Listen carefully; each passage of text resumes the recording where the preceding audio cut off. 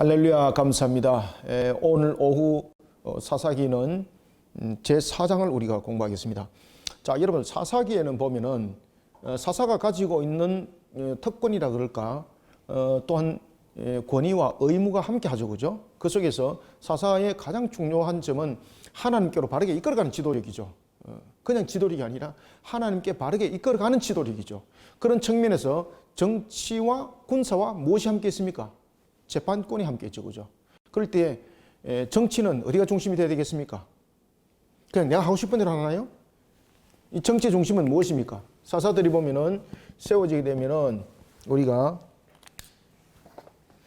사사들이 이제 크게 이제 두 가지적 측면에서 그 모습들이 이제 세워지게 되는데, 정치와 그리고 군사와 그리고 재판권이 그에게 주어지죠, 그죠? 재판권이.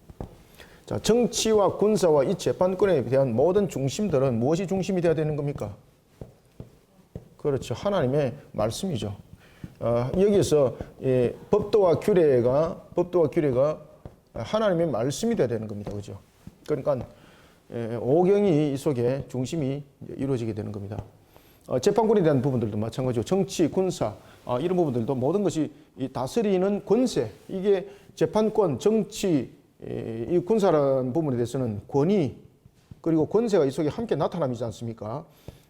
이것이 절대 사사로만 나타나면 안 됩니다. 이 모든 부분들은 하나님의 말씀에 입각해서 나타내야 될 것이 사사의 권위와 권세입니다. 아시겠죠, 그죠?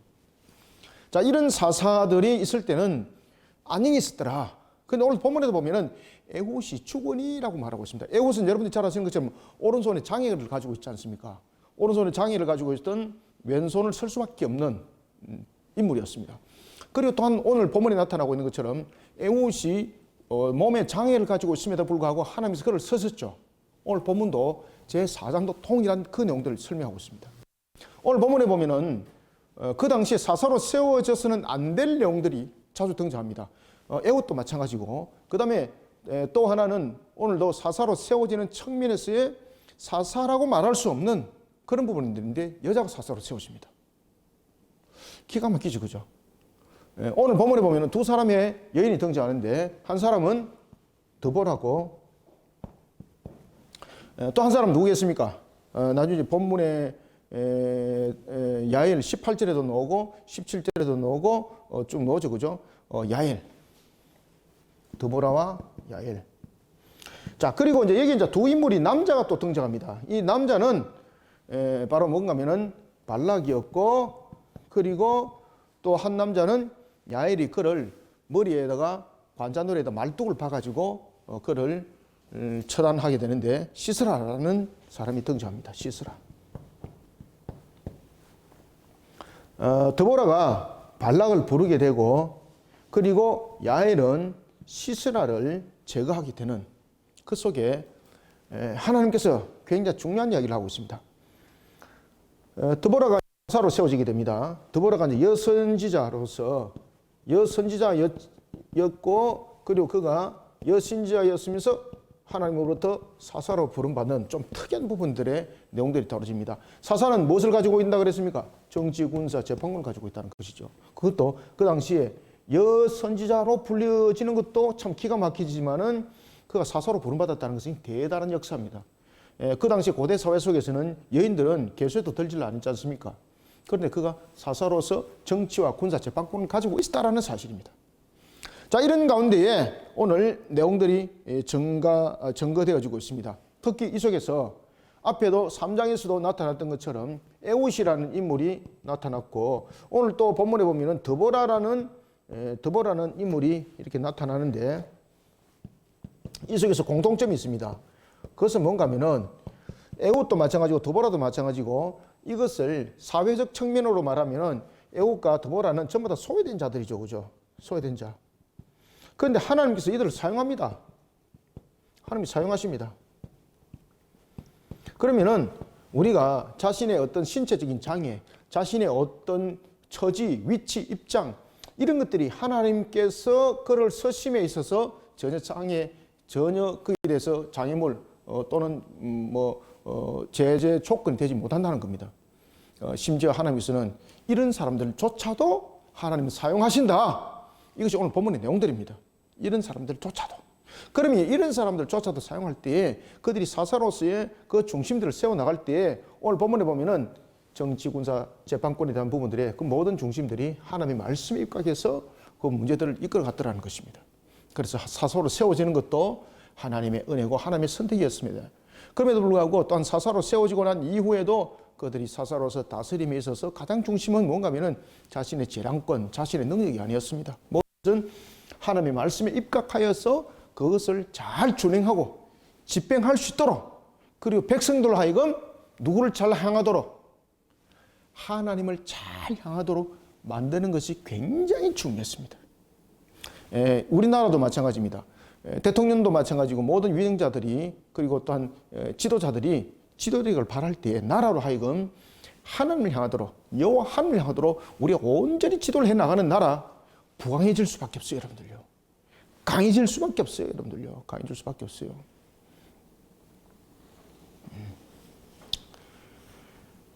저는 여러 가지 부분에 대해서 이제 성장해 놓으면서 신앙에 대해서도 많은 체험도 하게 되고, 또 공부하는 과정 속에서도 또 많이 또 알기도 하거든요. 그런데 이 속에서 반드시 여러분 중요한 것은 뭔가 하면요, 하나님은 우리의 부분에서 인격적으로 매우 민감하게 작용하시더라는 것입니다. 그래서 우리가 하나님을 바르게 알도록 제가 이제 교인들을 가르치기를 열심히 다 하잖아요. 저도 얼마나 모순이 많아요, 그죠? 그럼 하나님께서 그 부분들의 은혜를 다셔서 만들어 가시는 거예요. 제가 능력이 되겠습니까, 제가? 우리 이제 바티스라는 부분도 세워서 달려왔지만은 누가 여러분을 그 감당하겠습니까, 그죠?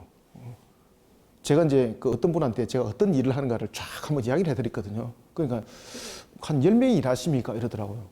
그래서 제가 솔직하게 1인이잖아요. 그러니까 깜짝 놀라더라고요. 그것을 어떻게 그냥 목회를 하면서 가르치고 그러면서 어떻게 다 감당을 하십니까? 거기다가 제가 여러분들 잘 아시는 것처럼 학회에 제가 논문도 늘 내잖아요. 제가 논문 내는 거 쉽지 않거든요. 거기다가 하나의 등재지 논문 속에 지금 거기다가 또 등재 제가 올려줬지 않습니까? 제가 여러분 2022년도 책을 몇 권 썼는가? 6권 썼더라고요. 6권. 6권. 안 놀라시네.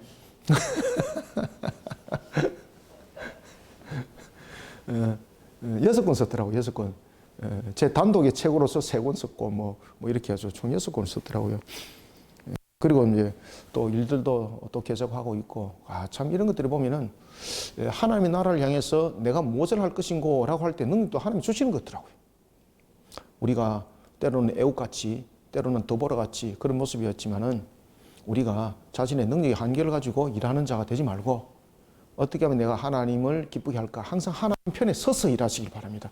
제가 지금 느헤미야를 쓰면서 하나님의 서서 일하는 자 편도 제가 한 편 써놨거든요. 그래서 내가 항상 이 느헤미야서를 읽으면 그런 부분들이 굉장히 많이 조명이 됩니다. 그래서 하나님 편에 서서 일해야 됩니다. 하나님 편에 서서. 하나님 편에 선다는 것은 무엇입니까? 하나님이 이것을 어떻게 생각할까? 생각하는 거죠. 하나님은 이것을 어떻게 바라볼까? 그렇게 바라보는 거예요. 느헤미야가 생각과 눈이 그랬습니다. 그러니까 하나님이 그에게 능력 주시고 은혜를 베풀어 주시면서 52일간의 성벽을 완공시키는 것을 끝안내요. 여전히 산발락과 그리고 도비아가 게셈 이런 부분들이 자신을 넘어뜨리려고 할 때 내부의 야합까지 일으키거든요. 제사장과 야합하고 그 다음에 권력자들과 야합해서 느헤미야를 공격해요. 그런데요, 그들을 다 이기게 만들어요. 와, 놀랍죠? 그것이 뭔가 하면은 하나님 편에 서서 하나님 말씀으로 지금 다 다스려가는 거예요. 자, 우리 오늘 본문을 보겠습니다. 1절. 에훗이 죽으니 이스라엘 자손이 또 여호와 목전에 악을 행하며. 자, 여러분들, 에훗이 죽었는데 왜 문제가 생기겠습니까? 그럼 이 말은 무슨 말인가요? 에훗은 몸에는 장애를 가지고 있었습니다. 사람들이 볼 때는 편견할 수 있는 거지 않습니까? 그럼에도 불구하고 그는 하나님으로부터 부름을 받았어요. 그러면서 그가 제일 잘했던 것이 무엇이겠습니까? 백성들 하여금 무엇을 바라보도록 만드는 겁니까? 그렇지. 백성들 하여금 하나님을 바라보도록 만드는 거예요, 이게. 그러니까 이스라엘 백성들이 여호와께 복을 받더라는 것입니다. 그런데 에훗이 죽으니라고 말하고 있는 것은 그 이후에 문제가 생겼다는 겁니다. 세워진 지도자도 그렇고, 그리고 또한 백성들도 전체가 그렇고 하나님을 주목하도록 이끌어가는 게 아니라 세상 속에 그냥 결탁하고 세상 속에 그냥 유익을 도모하면서 그냥 가더라는 겁니다. 어떤 측면에서 보면은 자신들의 그런 부분들이 세상과 결탁을 하면서 얻을 수 있는 것이 소득이 더 컸겠죠, 그죠?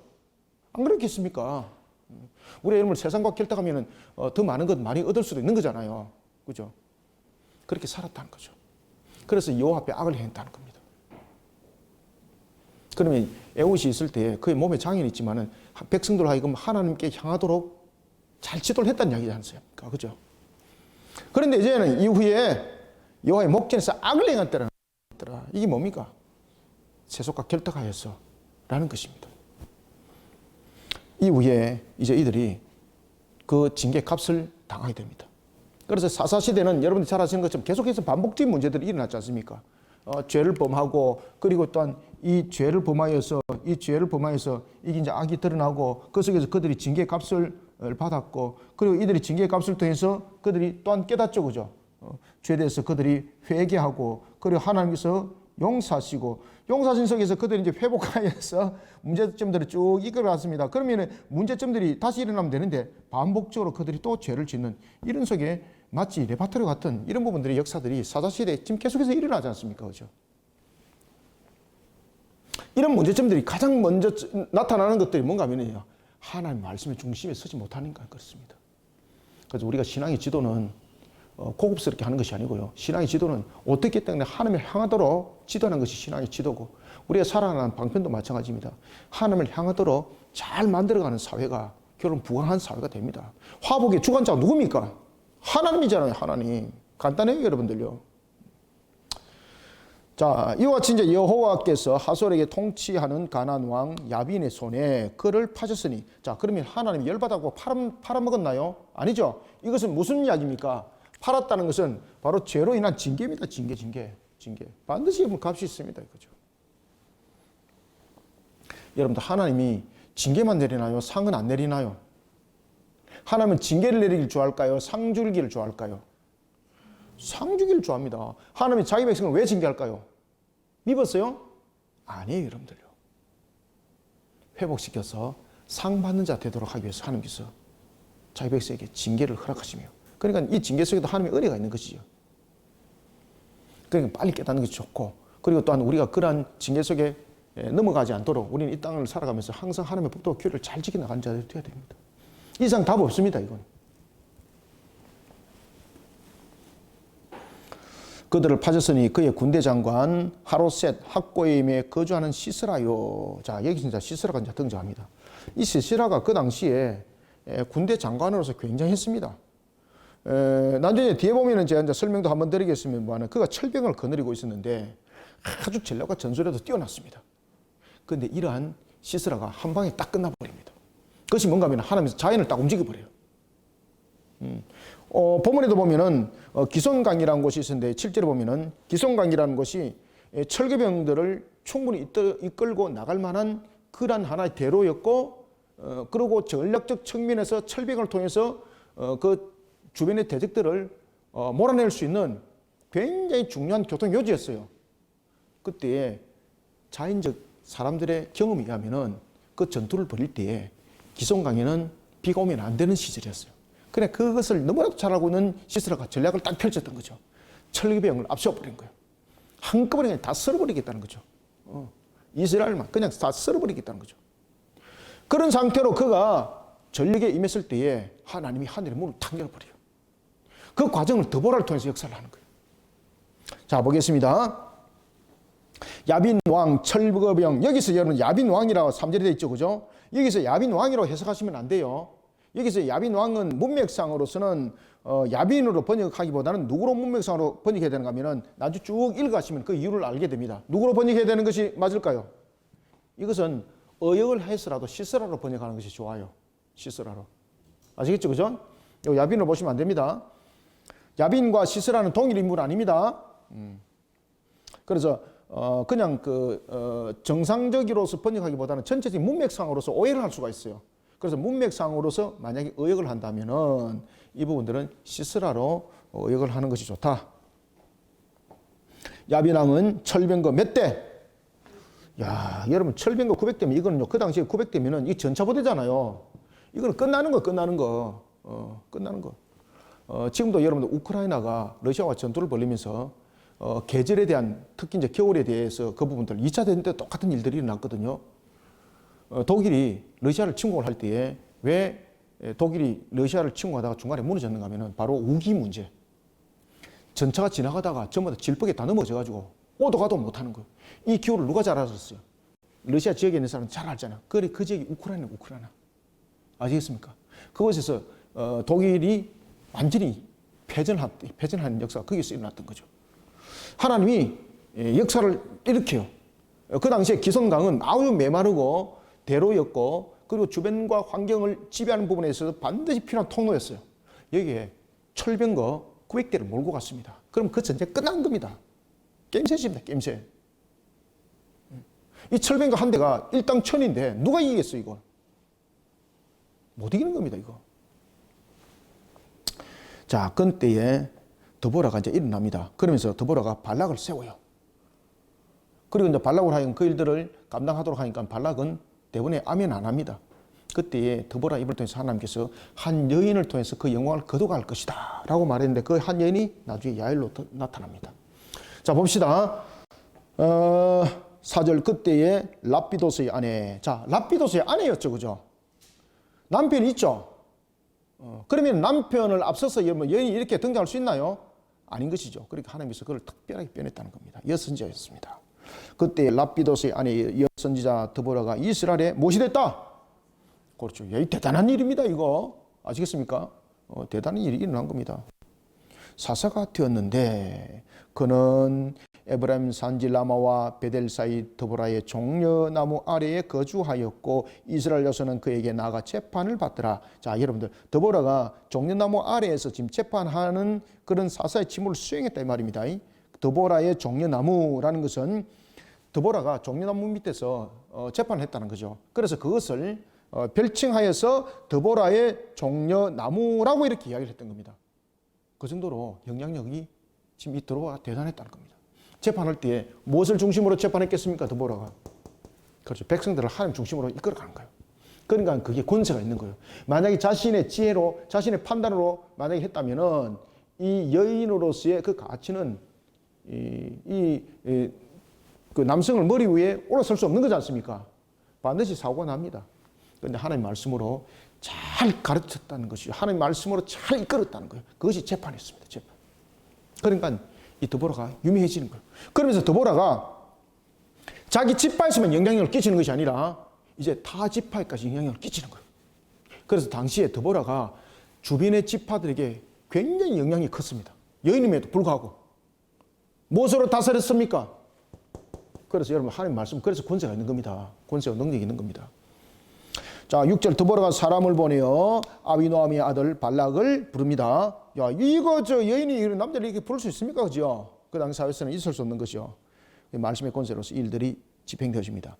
드보라가 사람을 보내어 아비노아미의 아들 발락을 납달리, 자, 잘 보세요. 납달리 게데스에서 불렀습니다. 불러다가 그에게 이르되 이스라엘의 하나님 여호와께서 이같이 명령하지 아니하셨느냐? 자, 누굴 중심으로 지금 계속 이끌어갑니까? 여호와 하나님.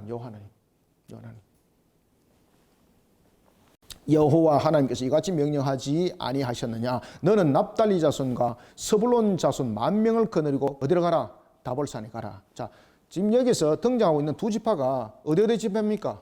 납달리와 스불론이죠, 그죠? 납달리. 그 당시에 다른 지파들은 꼼짝 안 해요. 그런데 여기서 이제 납달리 지파와 스불론 지파를 지금 유독스럽게 이제 만에 대해서 징집을 하라라고 명한 것은 지금 이 본문에 나타나고 있는 속에서 가장 지금 에브라임 산지에서 지금 일어났지 않습니까? 지금 세 지파가 지금 연합을 이루는 거죠. 드보라는 무슨 지파입니까? 에브라임에 소속되었습니다. 에브라임 산지에. 납달리와 스불론에 대한 부분들을 불러냅니다. 그 당시에 납달리와 스불론은 에브라임과 함께 전부 다 이 지경들이 서로 간에 경계성을 형성하고 있었습니다. 그러면은 이 세 지파가 유독스럽게 가장 많은 이방인들로부터, 이방 나라로부터 지금 피해를 지금 입고 있다는 이야기입니다. 다른 지파들은 좀 더 떨어져 있는 지파들은 자신들과 직접적 관계가 없잖아요. 그러니까 응하지를 않는 거죠. 근데 이 세 지파는 직접적 관계가 있기 때문에 연합을 이루어야 되는 거예요. 이때에 군대 장관으로 드보라가 누구를 부릅니까? 발락을 불러요. 발락을. 군대 장관으로 발락을 불러요. 그때 발락을 한번 보십시오.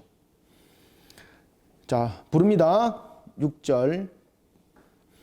드보라가 사람을 보내어 아비노함의 아들 발락을 납달리 게데스에서 불러다가 그에게 이르되 이스라엘의 하나님 여호와께서 이같이 명령하지 아니하셨느냐? 너는 납달리 자손과 스불론 자손 10,000명을 거느리고 다볼산으로 가라. 다볼산은요, 그 경계입니다. 경계, 지경. 다볼산으로 가라. 내가 야빈의 군대 장관 시스라와 야빈의 군대 장관 시스라, 그죠? 앞에 그 철병거가 3절에 야빈이라고 했지 않습니까? 야빈 왕. 그 시스라가 그 900성을 이끌었습니다. 야빈의 군대 장관 시스라와 그의 병거들과 그의 무리를 어디로? 기선강으로 이끌어 네게 이르게 하고 그를 네 손에 넘겨주리라 하셨느니라. 지금 이게 무슨 이야기입니까? 지금 예언의 말씀이지 않습니까? 성취된 말씀이지 않습니까? 주께서 그렇게 하시겠다는 거죠. 이때 발락이 어떻게 응했습니까? 나는 믿지 못하겠습니다. 그러니까 그 영광이 그에게 안 가는 겁니다. 자, 여기서 기송강은 앞에도 제가 말씀드렸던 것처럼 그 당시에 건겼기 때문에 완전히 그냥 대로였습니다. 그리고 이 기송강이 굉장히 전략적 측면에서 요충지였습니다. 주변을 그냥 총정리하는 것. 철병거 900대가 지나가면 이제 끝장나는 겁니다. 그런데 하나님께서 이곳에 우기와 같은 비를 내버려요. 그때 절대 비 오면 안 되는데 그렇게 비 온 적이 없었거든요.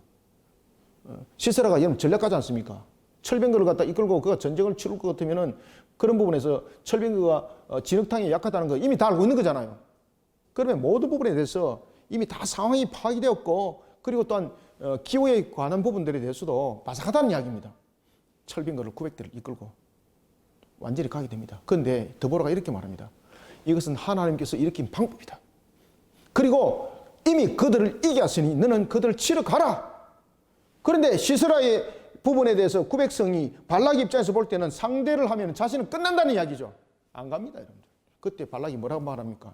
당신이 가면은 나도 움직이겠습니다. 아멘 안 하죠, 그죠? 노면이라고 말했던 것이죠. 그때에 너의 영광이 거두질 것이고 한 여인에게 영광이 돌아갈 것이다.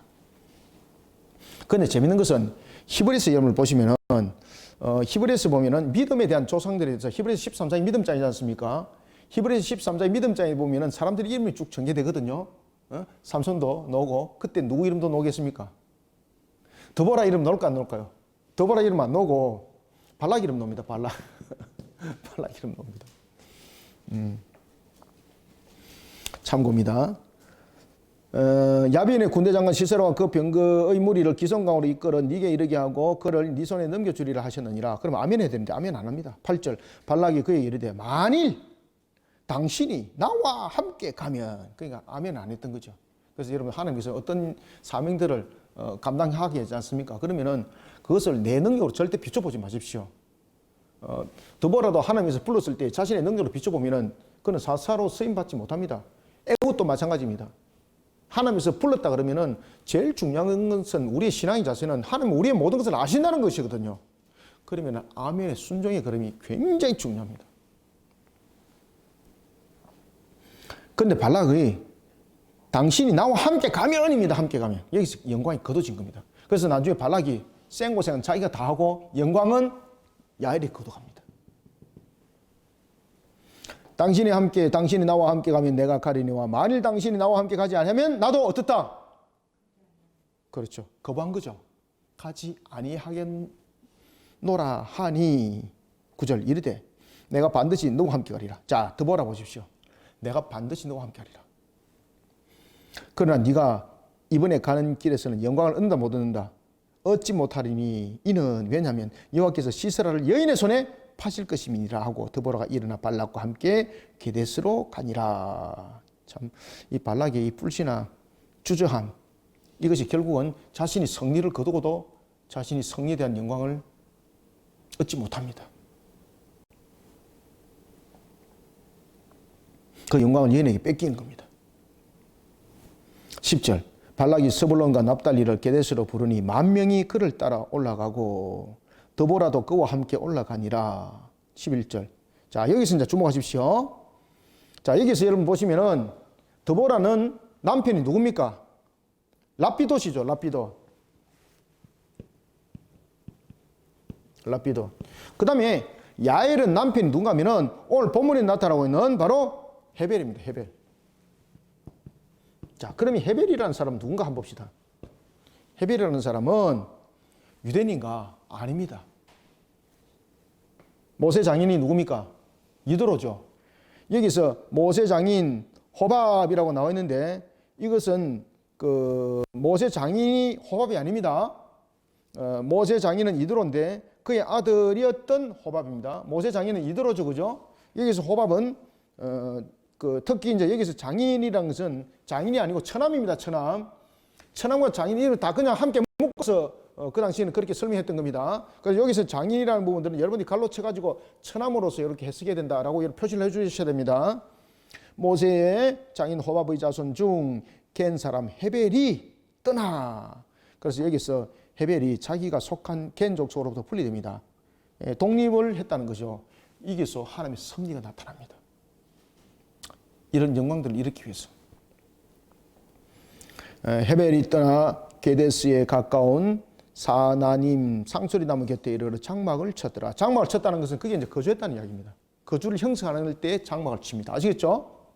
장막을 이제 치는 것은 그게 이제 거주하면서 하나의 삶의 형태를 구축하는 것이 장막을 쳤더라라는 것입니다. 아비노함의 아들 발락이 다볼산에 오른 것을 사람들이 시스라에게 알림해. 자, 여러분들 보십시오. 지금 여기서 발락이 다볼산에 오른 것을 사람들이 보고 시스라에게 고발해 버렸죠. 그러면 이 전투에서 누가 이기는 겁니까? 지금 정보가 누가 확실합니까? 시스라가 확실하죠. 시스라가 여러분 얼마큼 지금 전략을 잘 구성했는가 아시겠죠? 그러니까 군데 이렇게 이와 같이 연락병들, 그 다음에 전략가들을 중심에 딱 배치를 해요. 그러면 그들이 어디쯤 온다, 어디서 온다, 몇 명쯤 온다, 주변의 환경은 어떻다, 이런 분들 시스라에게 보고를 하게 돼요. 그럼 시스라는 작전판을 딱 가지고 작전을 짜는 거예요. 시스라가 그렇게 뛰어났었어요. 근데 이렇게 뛰어났던 시스라가 한 방에 끝나버립니다. 하나님께서 하늘의 문을 열어가지고 비 한 방울 딱 내리니까 끝나버렸습니다. 자, 그가 이제 정보를 받았습니다. 이때 시스라가 철거병 900대를 전부 다 끌고 갑니다. 끝장내버리겠다는 거죠. 13절 시스라가 모든 병거 곧 철병거 900대와 자기와 함께 있는 모든 백성을 하롯셋고임에부터 기손강으로 모은지라. 왜 그렇게 했겠습니까? 자, 여기서 전투 병력을 잘 보세요. 여기서 지금 발락이 끌고 간 10,000명과 만에 대한 군대와 그리고 시스라의 군대의 차이점 한번 설명해 보세요. 지금 여기서 발락의 10,000명은 사람들 그냥 회집한 거예요. 정규군이 아닙니다. 전략적 측면에서 또한 전투력적 측면에서 절대 라벨이 높질 않아요. 그런데 시스라가 끌고 갔던 사람들은 누굽니까? 철병거죠. 철병거를 끌고 가는 사람들은 전부 다 전문적으로서 훈련받은 사람들이죠. 그리고 그가 지금 계속해서 소집해서 갔던 것은 사람들을 끌어모은 것이 아니라 계속해서 전쟁을 치면서 계속해서 왔던 정규군이에요. 그럼 이 싸움에서 붙으면 누가 이깁니까? 게임이 안 되는 거예요. 게임이 안 되는 거예요. 벌써 군대 성격이 달라요. 예를 들면 우리나라로 보면 특수부대에 있는 사람과 그냥 민방에 있는 사람이 붙으면 누가 이기겠습니까? 예를 들어서 특수부대는 아무래도 특수훈련 받는 거잖아요. 그죠? 게임이 안 되는 거잖아. 그죠? 게임이 안 되지 않습니까? 지금 상태는 그런 상태입니다. 그래서 시스라가 모든 전략판을 딱 짜고 그리고 모든 백성을 딱 소집해가지고 이제 군사를 일으켜서 완전히 주변을 총정리해버리려고 끝내버리려고 합니다. 그때 시스라가 큰 소리를 칩니다. 자, 14절 보십시오. 드보라가 발락에게 일어나 이르되 일어나라. 이거는요 그냥 일어날래 일어나라 이게 아닙니다. 확고한 것, 강력하게. 그러면 그가 일어나라라고 말했던 것은 무엇인가 하면은 지금 눈으로 볼 때는 시스라의 철병거가 900대가 오고 모든 백성들이 이끌어서 오면 이 대군이지 않습니까? 이 대군은 숫자적인 측면에서도 이길 수 없기 때문에 일어나라. 그들과 함께 너가 대적하여라. 이렇게 하면 안 됩니다. 빨리 도망가라. 이래야 되는 겁니다. 그런데 일어나라. 하나님께서 그들을 너희에게 넘겨주었느니라. 이게 무엇을 봤다는 이야기입니까? 드보라가 하나님께서 하늘의 문을 열어서 이 상황들이 어떻게 될 것인지를 계시해 준 거예요. 그리고 그 기손강에 비가 억수같이 쏟아질 것을 하나님께서 드보라에게 계시해 준 거예요. 그러면 그 전쟁에서는 누가 이기는 겁니까? 그 전쟁에서는 민첩하게 움직이는 군대가 이기는 겁니다. 시스라 군대는 굉장히 무거웠습니다. 장비, 그 다음에 철병거, 전부 다 무거운 거거든요. 그럼 진흙 싸움에서는 무조건 여러분 불리해요. 그럼 여기서 가장 가볍게 싸울 수 있는 전투는 누가 이끌고 있는가 하면 발락이 이끌고 있어요. 하나님께서 하늘의 문을 열어서 드보라에게 그것을 계시해 준 거예요. 그러니까 드보라가 일어나라! 일어나라! 하나님께서 붙였느니라. 자, 13절 봅시다. 시스라가 14절 봅시다. 드보라가 발락에게 이르되 일어나라. 이는 여호와께서 시스라를 네 손에 넘겨주신 날이라. 이제 아시겠죠? 여호와께서 너의 앞서 나가지 아니하시느냐 하는지라. 이에 발락이 10,000명을 거느리고 다볼산에서 내려가니. 특히 여러분 여기서 보시면은 5장 14절 보십시오. 5장 14절. 자, 5장 14절에서 모든 부분들에 대해서 이제 대성을 거두는 부분들에서 드보라가 이렇게 노래하는 장면들이 있거든요. 이 속에서 나중에 이제 다음 주에 이제 보겠습니다만은 이제 비를 내렸던 이 사건들 이런 부분들을 함께 쭉 그 노래를 하고 있습니다. 드보라가 일어나 발락에게 이르되 일어나라. 이는 여호와께서 시스라를 네 손에 넘겨주신 날이라. 여호와께서 너의 앞서 나가지 아니하시느냐 하는지라. 이에 발락이 10,000명을 거느리고 다볼산에 내려가니 여호와께서 발락 앞에서 시스라와 그의 모든 병거와 그의 온 군대를 칼날로 혼란에 빠지게 하심에 시스라가 병거에서 내려 걸어서 도망한지라. 자, 이게 무슨 사건을 다루고 있겠습니까? 이게 바로 우기가 아닌데도 불구하고 비가 억수같이 쏟아져 가지고 땅이 질벅이 돼버린 겁니다. 그러다 보니까 시스라가 이끌던 이 철병거들이 움직이질 못하는 거예요. 그러면 어떻게 됩니까? 거기서 내려야 되는 거예요. 거기다가 병사들은 이 장기적인 전투를 오랫동안 하다 보니까 장비도 굉장히 무겁죠. 이 전부 다 버려야 되는 거예요. 지금 이 상태가 됐다는 이야기예요. 그 스스로 무장 해제가 돼버린 거예요. 그래서 오늘 본문에 보면은 그 이야기를 하는 겁니다.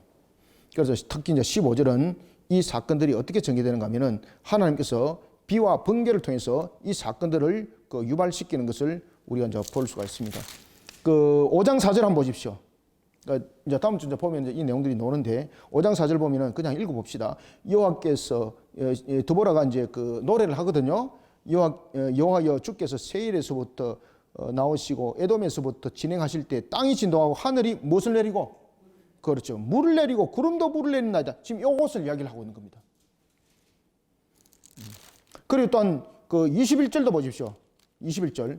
기손강은 그 무리를 어떻게 표류시켜 썼으니 지금 어떻게 된 겁니까? 표류한 것은 무엇입니까? 무리에서 떠밀려 가는 것이죠. 엄청난 물이 쏟아졌다는 겁니다. 그 무리를 포류시켰으니 기손강은 옛 강이라 내 영혼아 네가 힘 있는 자를 밟았도다. 아멘. 힘 있는 자가 바로 시스라였습니다. 힘 있는 자를 밟았도다. 그래서 15절에 이 내용이 뭔가 하면은 하늘에서 하나님께서 막 갑자기 그냥 막 폭우를 그냥 쏟아버린 거예요. 그러니까 완전히 뻘밭이 돼버린 거예요. 혼란에 빠진 겁니다. 시스라는 이 상황을 벗어나기 위해서 철병에서 내려올 수밖에 없었습니다. 왜? 철병이 더 이상 못 움직이니까. 거기 있다가는 자신이 포위돼서 죽을 수밖에 없는 거잖아요. 두 번째, 전세가 완전히 역전됐다는 이야기입니다. 전세가 완전히 역전됐기 때문에 그가 병거에서 내려서 도망가야 되만이 살아날 길이었다는 것입니다. 여러분, 하나님 역사가 이렇습니다. 그냥 비 한 방울 딱 내려버리니까 끝나버리는 거예요, 여러분들. 세상에 무기가 중요한 것이 아니었습니다. 16절. 발락이 그의 병거들과 군대를 추격하여 하롯셋과임에 이러니 시스라의 온 군대가 다 칼에 엎드려졌고 한 사람도 남은 자가 없었더라. 아멘. 이스라엘이 완성을 거두었습니다. 누구에 의해서? 하나님에 의해서 말입니다. 17절 시스라가 걸어서 도망합니다. 걸어서 도망하여 겐 사람 헤벨의 아내 야엘의 장막에 머물더라. 시스라가 그 당시에 헤벨의 가정과 굉장히 유착 관계가 긴밀하게 형성이 되어 있었습니다. 그러니까 그가 살아날 길은 뭔가 하면은 자신을 긴밀하게 보호해 줄 수 있는 곳을 찾아갔겠죠. 그죠? 그가 누군가 하면은 바로 헤벨의 집이었습니다. 헤벨의 아내를 찾았던 겁니다. 그런데 이 헤벨은 또 누가 관계 있습니까? 모세와 관계 있는 거예요. 모세. 그래서 하나님께서 이 야엘의 마음을 움직여서 시스라를 처단하도록 만드는 겁니다. 17절 시스라가 걸어서 도망하여 겐 사람 헤벨의 아내 야엘의 장막에 이르렀으니 이는 하솔 왕 야빈과 겐 사람 헤벨의 집 사이에는 무엇이 있었더라? 화평이 있습니다. 그래서 시스라가 끌로 도망갈 수밖에 없었던 이유가 이게 설명되죠. 야엘이 나가 시스라를 영접하며 그에게 말하되 나의 주여 들어오소서 내게로 들어오시고 두려워하지 마소서 하며 그가 그 장막에 들어가니 야엘이 이불로 그를 덮으니라.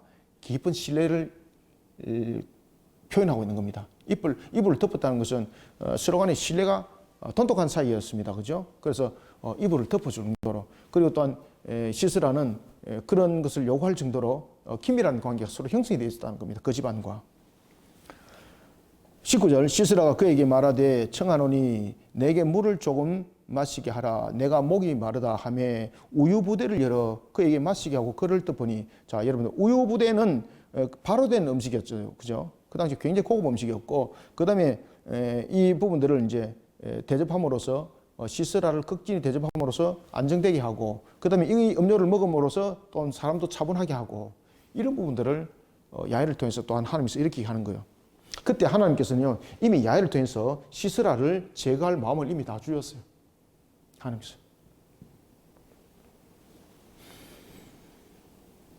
이불로 덮으니라. 19절 시스라가 그에게 말하되 청하노니 내게 물을 조금 마시게 하라. 내가 목이 마르다 하며 우유부대를 열어 그에게 마시게 하시고 그를 덮으니 그가 또 이르되 장막문에 섰다가 만일 사람이 와서 네게 묻기를 여기 어떤 사람이 있느냐 하거든 너는 있다 없다 하라.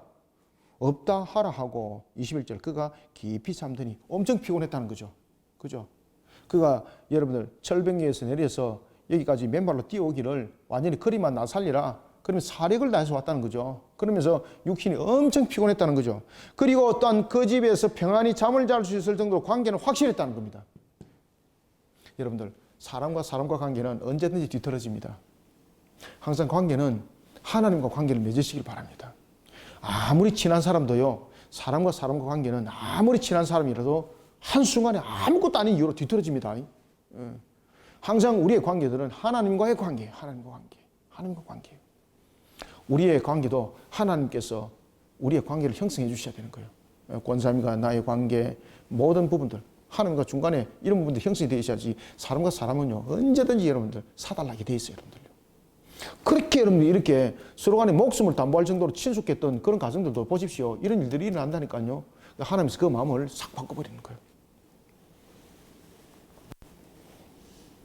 없다 하라 하고 21절 그가 깊이 잠드니 헤벨의 아들 야엘이 어디 갑니까? 장막 말뚝을 가지러 갑니다. 그럼 처음부터 이미 계획을 했다는 이야기지 않습니까? 그렇죠? 장막 말뚝을 가지고 손에 방망이를 들고 그에게 가만히 가서 말뚝을 그의 관자놀이에 박음에 말뚝이 꿰뚫어 땅에 박히니 그가 기절하여 죽었더라. 적사했다는 겁니다. 그냥 한 방에 해결했다는 거예요. 한 방에. 그리고 보면은 야엘이 여인인데 힘도 셌던 것 같아요. 뭐 여러분 보면 장미란 정도 우리 그 역도 금메달 선수였던 장미란 정도 파워가 안 됐겠나 그죠? 이라고 딱 한 방에 그냥 딱 조져버릴 거예요.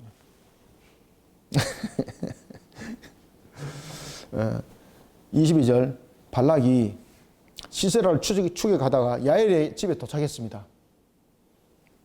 그래서 영광이 야엘에게 가는 겁니다. 발락이 시세라를 추격할 때 야엘이 나가서 그를 맞아 그에게 이르되 오라 네가 찾는 그 사람을 내가 네게 보이리라 하매 발락이 그에게 들어가 보니 시스라가 엎드려져 죽었고 말뚝이 그의 관자놀이에 박혔더라. 예언의 성취입니다. 4장 9절의 예언의 성취입니다. 드보라가 발락에게 명을 했을 때 하나님의 말씀을 명을 했을 때 발락이 거부를 하잖아요. 그리고 발락은 또한 그 전투에 드보라가 함께함으로써 그 전투를 수행을 끝까지 다 했습니다. 그러나 그럼에도 불구하고 결국은 발락이 영광에 가는 것이 아니라 야엘이라는 이 여인에게 돌아갔다. 여인의 성취. 4장 7절의 여인의 성취가 바로 22절에서 설명되어지고 있습니다. 발락이 시세라를 추격할 때 야엘이 그에게 나가서 그를 맞아 그에게 이르되 오라. 그죠? 네가 찾는 그 사람을 내가 네게 보이리라 하며 발락이 그에게 들어가 보니 시세라가 엎드려져 죽었고 말뚝이 그의 관자놀이에 박혔더라. 그죠? 그래서 우리는 어떤 일들을 행할 때 주께서 명령하신 것을 명할 때에 우리의 능력과 우리의 한계를 가지고 비교하지 마세요. 비교해서 우리는 그들과 이길 능력 아무것도 없습니다. 항상 하나님께서 명했다면 그 말씀에 주여 내가 부족하오니 그리 주께서 서시겠다면 나를 서시옵소서.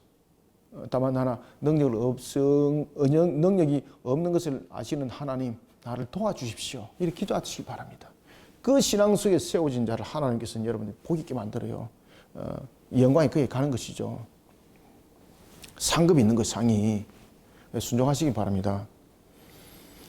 23절 이와 같이 이날에 하나님이 가나안 왕 야빈을 이스라엘 자손 앞에 굴복하게 하신지라 이스라엘 자손의 손이 가나안 왕 야빈을 점점 눌러서 마침내 가나안 왕 야빈을 진멸하였더라. 아멘.